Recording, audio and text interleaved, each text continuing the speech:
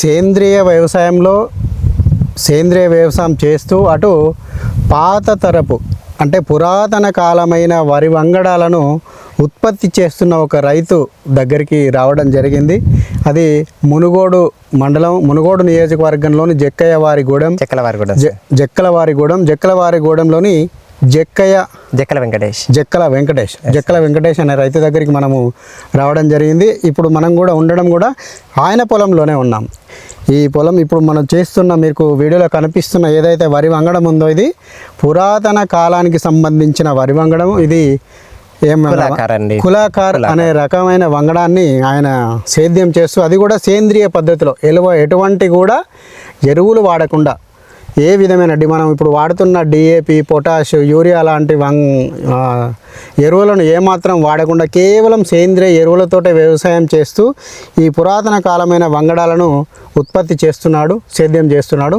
అసలు ఎందుకు ఈ రకమైన వంగడాలను ఉత్పత్తి చేస్తున్నాడు, దీని వెనుక కారణాలు ఏంటి, బలమైన కారణాలు ఏంటిది మనము రైతుని అడిగి తెలుసుకునే ప్రయత్నం చేద్దాం. నమస్తే అండి వెంకటేష్ గారు. నమస్తే సార్. నమస్తే అండి, నా పేరు జక్కల వెంకటేష్, జక్కలవారిగూడెం, మునుగోడు మండలం, నల్గొండ డిస్టిక్. చెప్పండి, ఇప్పుడు మీరు ఇంత పురాతన కాలమైన వరి వంగడాలను మాత్రమే ఎందుకు ఉత్పత్తి చేయడానికి నిర్ణయించుకున్నారు? ఈ వంగడం పేరేంటి, దీని యొక్క ప్రాముఖ్యత ఏంటిది, అంటే ఈ వరి వంగడం యొక్క ప్రాముఖ్యత ఏంటిది అది చెప్పే ప్రయత్నం చేయండి. సరే సార్, నేను దీనికంటే వ్యవసాయం కంటే ముందు హైదరాబాద్లో ఉండేవాడిని. హెవెల్స్ కంపెనీలో పనిచేసేవాడిని. బయటలో తిరగడం వల్ల షోరూంలో ఉన్న లంగ్స్లో ఇన్ఫెక్షన్ వచ్చింది నాకు కరోనా కంటే ముందు. ఇంకా మాకు మా విజయరామ్ వేరే రైతుల ద్వారా ఇట్లా తెలుసుకోగలిగినాం. అతని దగ్గరికి వెళ్ళిన తర్వాత, సార్ ఇట్లా ఏంది, ఇట్లా మా పరిస్థితి ఇట్లా ఉంది, ఎట్లా చేయాలి, హాస్పిటల్కి వెళ్తే చాలా డబ్బులు ఖర్చు అయినాయి. లంగ్స్లో వాటర్ వచ్చింది, ఎమర్జెన్సీలోకి వెళ్ళినాం, ఒక 3 లక్షల వరకు ఖర్చు అయ్యింది. హైదరాబాద్లో ఇంకా చాలా ఇబ్బంది అయిపోయింది, బయటికి రాలేకపోయినా. వెలుతురికి వస్తే అడ్డం పడేది, కళ్ళు తిరిగి డోస్ ఎక్కువ అయ్యేది. ఇంకా అలాంటి విధానం ఇంకా ఉంటే ఇక్కడ ఇబ్బంది అవుతుందని విజయరామ్ దగ్గరికి వెళ్ళిన తర్వాత ఏమన్నారంటే, సారు ఇవి వాళ్ళ దగ్గర పండించిన బియ్యాలు ఇచ్చాడు, ఇది తిని చూడు నాన్న ఎట్లా ఉందో, దీని ప్రకారంగా నీ ఆరోగ్యం సెట్ అవుతుంది, నువ్వు ఆచరించు అన్నాడు. నేను ఆచరించిన ఆ హైదరాబాద్కి బాయ్ బాయ్ చెప్పి నాకు ఇక్కడ 4 ఎకరాల వరకు ఉంది, వ్యవసాయం ఉంది, సొంత భూమి. వచ్చిన తర్వాత, సార్ మళ్ళీ నాకు ఇప్పుడే చాలా డబ్బులు ఖర్చు అయినాయి, అసలు సేంద్రియ వ్యవసాయం అంటే నవ్వుతారు సార్ ఇట్లా ఊరికి వెళ్తే. నేను ఆచరించిన ఆ బియ్యం తిన్నా కాబట్టి నాకు ఇమ్యూనిటీ వచ్చింది, ఇంత అద్భుతంగా నిలబడగలిగిన. డాక్టర్ కూడా అన్నాడు, ఇప్పుడే కోలుకోవమ్మా, నీకు 1 ఇయర్ పడుతుంది, నీకు ఎమర్జెన్సీలో లంగ్స్లోకి వెళ్ళి మత్తు ఇంజెక్షన్ ఇవ్వకుండా కూడా వాటర్ తీసాము, లీటర్ మీద ఒక శాంపిల్ తీసాము, చాలా హెండింగ్ వేసిన నువ్వు, ఇది ఇంత స్టేజ్లోకి వెళ్ళి వచ్చిన కాబట్టి 1 ఇయర్ పడుతుంది అని చెప్పిండు. మా భార్య కూడా చాలా ఇబ్బందులు పడ్డామండి, డబ్బులు ఖర్చు అయినాయి చాలా. హైదరాబాద్లో ఫ్యామిలీని పోషించాలంటే ఒక 30-40 వేలు ఏం చేయలేము, రెంట్లకి అవన్నీ.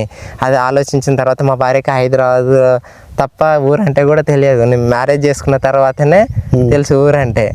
నాకంటే ముందు ఆమెనే, నీ ఆరోగ్యం సెట్ అయింది, మనకు పిల్లలు ఉన్నారు, నీకు ఈ జీవితాలు ఇది వద్దు మనకు, ఆమె పట్టుదలతోటే నేను ఊరికి వచ్చిన తర్వాత విజయరామ్ గారే మాకు సపోర్ట్ చాలా చేసిండు. ఆవులు కావాలంటే కూడా మన ఇచ్చిండు, ఆయన దారినే వచ్చినాం. నాకు ఆవులు ఉన్నాయి, ఆవులు చేసుకొని ఊరికి వస్తే అందరు నవ్వురు, టెక్టిక్ వేసుకొని వచ్చి నువ్వు వ్యవసాయం అంటే నీకు ఏం తెలుసు అన్నారు. ఫస్ట్ అందరు నవ్వుతారు, కామన్, అది తెలియదు వాళ్ళకి. నేను వచ్చిన సబ్జెక్ట్ ఏంది, అసలు జీవితం ఎండింగ్ అయిపోయింది అనుకున్నాను నేను. గిలగిల కొట్టుకున్నా సార్, చేపలాగా బయట మాటలు రాలేదు అప్పటికి. మా బ్రదర్స్ ఎమర్జెన్సీలో అయిన తర్వాత ఇంకా ఆచరించాలి పట్టుదలతోటి ఆచరించినాం. ఇక్కడికి వచ్చిన తర్వాత చాలా ఇబ్బందులు అయినాయి, ఇంకా ఫోకస్లు ఉంటాయి. వీడి ఒకటి పెడితే అందరు చేసే వ్యవసాయం వేరు, వీడు చేసే వ్యవసాయం వేరు, ఏదో ప్రయోగాలు చేస్తుంది. 15 రకాలు పెట్టిన ఒకటేసారి అందరు నవ్వేరు. ఒక్కొక్క మడు వండించి నువ్వేం తింటావు అన్నారు. నేను తింటూ ఈ రైతులకు ఇవ్వాలి. మళ్ళీ 5 తెచ్చి కిలోలు తెచ్చిపోయలేదు. ఒక్కొక్క మడిలో 15 రకాలు, అదొక కిలో తెచ్చి పెట్టిన సార్ దగ్గర. 4 ఎకరాల్లో 15 రకాలు సేకరించాలి. ఫస్ట్ చేస్తే సార్ కూడా ఇయ్యనన్నారు. కానీ అతనికి నమ్మకం అనిపించింది, కంపల్సరీ ఇత్తనాన్ని కాపాడాల్సిన బాధ్యత ఈయనకుందని నాకు ఇచ్చిండు. దాన్ని కాపాడుతూ నేను 150 మందికి ఇచ్చిన. ఇప్పుడు అంటే మీరు ఆ వంగడాల బియ్యాన్ని మీరు తిన్నారు, తర్వాత ఆరోగ్యం ఉంది కాబట్టి ప్రతి ఒక్కరు పండియాలని వచ్చింది. లేకపోతే ఆ ఆలోచన రాదు, ఆ తపన అనేది రాదు ఎవరికి. ఆచరిస్తేనే, చెప్పడం వేరు, ఆచరించడం వేరు సార్. ఇప్పుడు ఇది ఏం వంగడం? ఇది కులాకార అంటారు. దేశవాళ రకాలు 400 రకాలు మా గురుగారు సేకరించారు. దాంట్లో ఇది వచ్చేసి కులాకార. అంటే దీని యొక్క ప్రాధాన్యత, అసలు దీని ప్రాశస్త్యం ఏంటిది? అసలు దీని ఈ వంగడం ఎక్కడి నుంచి వచ్చింది అసలు? ఇప్పుడు మనకు కనబడ, ఎందుకంటే మనం మార్కెట్లోకి వెళ్తే ఎవరు కానీ IR 64 అంటారు, 1001 అంటారు, ఏదేదో పేర్లు చెప్తా ఉంటారు. HMT, శ్రీరామ్, జై శ్రీరామ్, ఇలా పేర్లు చెప్తా ఉంటారు. ప్రతి ఒక్కరు కూడా మార్కెట్ సన్న రకాలుగా తింటామంటారు జనాలు కూడా. అసలు ఈ వంగడం యొక్క రకం యొక్క ప్రాధాన్యత? మన ఆంధ్ర తెలంగాణలో పురాతనమైన వంగడాలు అన్ని అయిపోయినాయి సార్. ఒకప్పుడు రైతు అదే ఇక్కడ కులాకార అని పేరు వినబడదు. ఏదంటే ఒకప్పుడు ఇక పండినే, ఈ భూమిలో వండినే, ఇక్కడ వండినే గొట్టెళ్ళు అంటారు కదా సార్. దాంట్లో ఇది ఒక జాతి ఎర్ర రకం. ఇది ఒక డెలివరీ అయిన తర్వాత గొట్టెళ్ళు పెట్టేవారు, నడువు నొప్పి రాకుండా, పాలు ఉత్పత్తి ఎక్కువ వస్తుంది. ఇప్పుడు ఏమైంది, పిల్లలకు డబ్బా పాలు ఇచ్చేస్తారు. ఇలాంటి తినిపించట్లేరు. ఆ కల్చర్ మీద మేము ఇంకా గురుగారిని పూర్తిగా ఈ ఇత్తనం ఎక్కడిది అవన్నీ తెలుసుకున్నాం మేము. సార్ అన్నారు, మాకు పురాతనమైన వంగడాలు సేకరించాలంటే ఆంధ్ర తెలంగాణలో అంతరించిపోయినాయి. అతను కూడా ఇట్లనే వెళ్ళాడు. అంటే పూరి జగన్నాథ్ టెంపుల్లో వాళ్ళు పురాతన ఒడిశా అంటారు కదా, అన్ని రాష్ట్రాల కంటే డెవలప్ లేదంటారు కదా, చాలా డెవలప్ అయింది అది ఆ రాష్ట్రం. ప్రతి ఒక్క రైతు దగ్గర 4-5 విత్తనాలు ఉంటాయి పురాతనమైన. వాళ్ళ పొలాల పండించింది వాళ్ళే ఒక బస్తానో 2 బస్తాలు ఉంచుకొని, ఈ రైతు దగ్గర లేకుంటే ఆ రైతు దగ్గర, ఆ రైతు షేర్ చేసుకొని పంటలు పండిస్తారు. మన ఆ కల్చర్ మన దగ్గర కూడా ఉండే, అది పోయింది. కమర్షియల్కి వచ్చింది. ఒక బస్తా తీసుకురావాలి, ఆ బస్తా మళ్ళీ కంపెనీ పేర్లు మారుతూ ఉంటాయి, మళ్ళీ ఇట్లా అవుతుంది. ఇప్పుడు మా పద్ధతి ఏంటంటే, మేమే ఇది కట్ చేసి ఇదే ఇత్తనానికి ఎంచుకొని ఇక్కడే పెరిగిందంటే స్టామినా ఎక్కువ ఉంటుంది. అట్లా తీసుకొని వచ్చి డెవలప్ చేస్తున్నాం సార్. ప్రతి ఒక్క రైతుకి ఏంటంటే మేము విత్తనం ఇచ్చాము. అదే చెప్తాను, చాలా అద్భుతమైన rice sir. PCOD problem control అవుతుంది, 100% కంట్రోల్ లో ఉంటుంది. ఇంకోటి గొప్పదనం ఏంటంటే, ఇప్పుడు డెలివరీ అయిన తర్వాత పాపకు పాలు ఇవ్వాలంటే తల్లి దగ్గర పాలు రావట్లేదు. ఒక్క పూట భోజనం చేపియండి, 2 కవలలు ఉన్నా సరిపోతుంది. అంత గ్యారంటీ ఇస్తాం, మంచి పాలు వస్తాయి అన్నట్టు. 100% సార్. తల్లి యాక్టివ్గా ఉండగలుగుతుంది, నడుము నొప్పి రాదు. అంటే దీని అర్థము ఆమె అంటే ఎప్పుడైతే ప్రెగ్నెన్సీకి వచ్చిందో అప్పటి నుంచి బియ్యాన్ని సాధారణ కాన్పు అవుతుంది సార్. 1 సంవత్సరం దాకా అలవాటు చేయాలి. సాధారణ కాన్పు అవుతుంది. అసలు ఏదైతే గురువు చెప్పిండో 100% దీంట్లో ఉంది. నా మడదలు ఇంటికి తీసుకొచ్చాము. మా వాళ్ళ అమ్మ నాన్న లేరు, మేమే అమ్మ నాన్నలుగా మా దగ్గర తీసుకొచ్చి ఆమె కాన్పు చేపించిన తర్వాత పాలు రాలేదు, ఆపరేషన్ చేపించాం. ఆ పాలు రాకుంటే ఇవే రైస్ తీసుకొచ్చి తినిపించాము. అద్భుతంగా ఆ పాపకి ఇంకా ఏమేమి వాడారు దీంట్లో వచ్చేసి ఆవు యొక్క గొప్పతనం సార్. ఏం లేవు, ఎరువులు అనేవి వాడలేదు.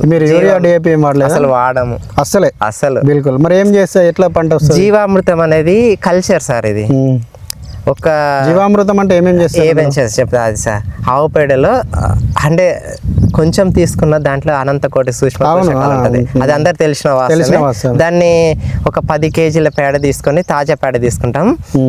గోమూత్రం వచ్చేసి ఎంత ఓల్డ్ అయినా చాలా అద్భుతంగా పనిచేస్తుంది. 5 లీటర్ తీసుకుంటాం. ఒక 300 లీటర్ డ్రమ్ కి 5 లీటర్ల గోమూత్రం, 10 కేజీల పేడ, 2 కేజీల పప్పుల పిండి, ఏదైనా శనగపిండి అయినా, కంది, 2 బద్దలు ఉంటాయి కదా సార్, పప్పు దినుసులు, అవి తీసుకోవాలి. 2 కేజీల పప్పు పిండి, 2 కేజీల బెల్లం. పుట్టమని అంటారు కానీ పుట్టమని తీసుకొని అక్కర్లేదు. మన భూమిలో కెమికల్ వాడడం దగ్గర కల్చర్ కోసం తీసుకోవాలంతే. మన పెరుగులో తోడైతే ఎట్లా వేస్తామో కొంచెం వేసి మట్టి తీసి ఆ డ్రమ్లో వేసి క్లాక్ వేస్గా తిప్పాలి. ఉదయం సాయంత్రం తిప్పితే ఎన్ని రోజులకు? 3 డేస్ నుంచి 5 days నుంచి 1 week వరకు వాడుకోవచ్చు. అంటే 5 3 days days నుంచి ఆ రకంగా చేసి దాన్ని పొలంలోకి ఇస్తాం. స్ప్రేయింగ్ చేసుకోవచ్చు, స్ప్రే చేయొచ్చు, కింద పొలంలో వాడుకోవచ్చు. అంటే ఒక ఎకరానికి ఎంత జీవామృతం అవసరం? ఎన్ని లీటర్ల 300 లీటర్స్ 15 రోజులకు ఒకసారి వేసుకుంటే సరిపోతుంది. 15 రోజులకు ఒకసారి మనకు చేసినప్పుడల్లా ఒక 200 వరకు ఖర్చు అవుతుంది సార్. అంతే, ఎక్కువ ఏం కాదు. బెల్లానికి అది కూడా రైతు పప్పులు ఉండనుకో కొనక్కర్లేదు, ఒక బెల్లమే కొనవలసి వస్తుంది. బెల్లము పప్పు అంతే. అది కూడా బెల్లం కొనుక్కునే రైతుకే 200 వరకు ఖర్చు అవుతుంది. బెల్లకు వచ్చిన ఖర్చు, బెల్లం ఎంత సరే 55 రూపాయలు కేజీ ఉంది. 2 కిలోలు అంటే 110 రూపాయలు ఖర్చు అవుతుంది చేసినప్పుడు. ఆవు పేడ అంటే మనదే ఉంటది, గోమూత్రం అంటే మనదే ఉంటది. ఇంకా అది ఇప్పుడు మనం ఇది ఒక ఎకరం ఈ కులాకార రకాన్ని సాగు చేసినామని అనుకుందాం. మనకు ఒక ఎకరానికి ఇది ఎన్ని రోజుల పంట, ఎంత దిగుబడి వస్తుంది? ఇది వచ్చేసి 110 రోజుల పంట సార్. షార్ట్ వస్తుంది. షార్ట్ మామూలు ఇప్పుడు కొత్త వంగడాల ప్రకారమే 110 రోజుల పంట. ఇది వచ్చేసి ఒక్క నిమిషం సార్, 110 రోజుల పంట అయితే సార్. ఎకరాన మనకు దిగుబడి ఎంత? దిగుబడి వచ్చేసి మాకు 18 బస్తాలు 75 కిలోలు వస్తాయి. వడ్లు 75 కిలోలు 18 బస్తాలు వస్తాయి. దీంట్లో ఏమంటే తాల్ పర్సెంటేజ్ చాలా తక్కువ వస్తాయి. చాలా తక్కువ వస్తాయి, ఎందుకంటే స్టాండర్డ్ ఉంటుంది, గింజ వెయిట్ వస్తుంది. ఇప్పుడు మనం పట్టిస్తుంది పోయినా కూడా ఎక్కువ అది 30% అంటారు, కానీ ఇది 28-25 వరకు మనకు రైస్ మైనస్ అవుతుంది అంతే. ఇంకా మిగతా అన్ని బియ్యం వస్తుంది. వెంకటేష్ గారు, ఇప్పుడు ఇది అంటే ఏ నెలలకు సరిపోయే వంగడం? ఇది సాధారణంగా అది అంటే ఏ నెలల్లో, ఎకరికి అన్ని నెలల్లో పండుతుందా? కొన్ని రకమైన కొన్ని నెలల్లోనే బతుకుతుంది. అంటే సౌడు తప్ప మిగతా అన్నిటిలో వస్తుంది సార్. ఎందుకంటే సౌడులో కూడా మేము ఒక 15 రకాలు సేకరించాము. ఒక రకం బతుకుతుంది, ఒక రకం బతుకదు. సన్నాలు అసలు రాదు. మెయిన్ గా బహురూప్ అనేది చాలా అద్భుతంగా వస్తుంది. ఎక్కడ? చౌడు నేలలో మేము లాస్ట్ టైం పెట్టినాం బహురూపి. నాకంటే హైట్ వచ్చేస్తుంది, ఇది కూడా హైట్ అయితే పెరుగుతుంది. ఎండకు వాటర్ లేదు, అందుకనే పెరగలేదు. మేము లేట్ గా పెట్టినాం. ఇంకా నాకంటే హైట్ అవుతుంది. దేశవాళ్ళలో ఇది ఒక్కొక్క పోసనే అంతే. నేను ఎకరానికి వచ్చేసి 5-6 కేజీలు కూడా అంటే మామూలుగా చౌడు నేల చౌడు నేల కాకపోతే సరిపోతుంది. ఎలాంటి చౌక నేల అయినా, మంచి రెడ్ సాయిల్ అయినా, చాలా ఏ రకమైన భూములైనా పండుతుంది అన్నట్టు 100%. ఓకే, ఏది వేయకుంటే అద్భుతంగా వస్తుంది. అన్నీ వేరే ఏమైనా వేసామనుకో పంట తక్కువ వస్తుంది. విన్నారు కదా, రైతు చెప్తున్న దాని ప్రకారంగా ఇది కులాకార్ అనే రకము. ఈ రకము బియ్యం కనుక మహిళలు తిన్నట్లయితే పీసీఓడి ప్రాబ్లం కానీ, ఒకవేళ చంటి పిల్లలు అప్పుడే డెలివరీ అయిన వారికైతే చక్కగా మంచి పాలు ధారాళంగా రావడం కానీ జరుగుతూ ఉంటుంది. ఆరోగ్యపరంగా మంచి ఫైబర్ కలిగిన తిండి బియ్యం అని చెప్తా ఉన్నారు. ఇది కూడా ఇక్కడ మన అంటే పురాతన కాలంలో మన తెలంగాణ ప్రాంతంలో లభించినప్పటికీ ఒరిస్సా ప్రాంతంలోని పూరి జగన్నాథ ఆలయ విత్తన సేకరణ ట్రస్ట్ నుండి ద్వారా ఆయన మాలాంటి రైతులని రెడీ చేసి ఇస్తున్నారని చెప్పేసి చెప్తున్నారు. కాకపోతే దిగుబడి అనేది మనం సాధారణ ఇప్పుడున్న వడ్లన్నీ కూడా హార్మోన్ చేస్తున్న హైబ్రిడ్ రకాలు. అవి తినడం వల్ల కూడా మనం ఎన్ని రకాల జబ్బులు వస్తున్నాయో మనం చూస్తూ ఉన్నాం. అలాంటి జబ్బులకు దూరంగా పురాతనమైన వరి వంగడాలను ఉత్పత్తి చేసి ఆ ఆహారాన్ని తీసుకున్నట్లయితే ఇప్పుడు 90% మనం తినే ఆహారం అప్పుడు ఖర్చు తక్కువ అవుతుంది అనుకోవచ్చు, కానీ అంటే దిగుబడి 18 బస్తాలే వస్తుంది కాబట్టి మనకు ఖర్చు అంటే దిగుబడి తక్కువ వస్తున్నట్లే దీని లెక్క. కానీ ఒక రకంగా చూసుకున్నట్లయితే మనం ఆ రకమైన తిండి తింటూ ఇప్పుడున్న వరి వంగడాలకు సంబంధించిన జై శ్రీరాము, IR64 ఇలాంటి సన్న రకాల మోజులో తింటూ మనం అనారోగ్యాన్ని తెచ్చుకున్నట్లే కదా. దానికి అయ్యే ఖర్చులో ఇది ఒక లెక్కేం కాదు. మనం ఈ ఆహారం పైన ఆ ఖర్చుని ఇటు మళ్లించినట్లయితే ఇది అసలు లెక్కనే కాదు. ఇంకోటి ఇట్లాంటి సేంద్రియ వ్యవసాయం కూడా అంటే దేశమంతా సేంద్రియ వ్యవసాయం పెరిగి ప్రతి ఒక్కరు కూడా ఆరోగ్యంగా ఉండాలని చెప్పేసి మనం కోరుకుందాం. జై హింద్, భారత్ మాతాకి జై.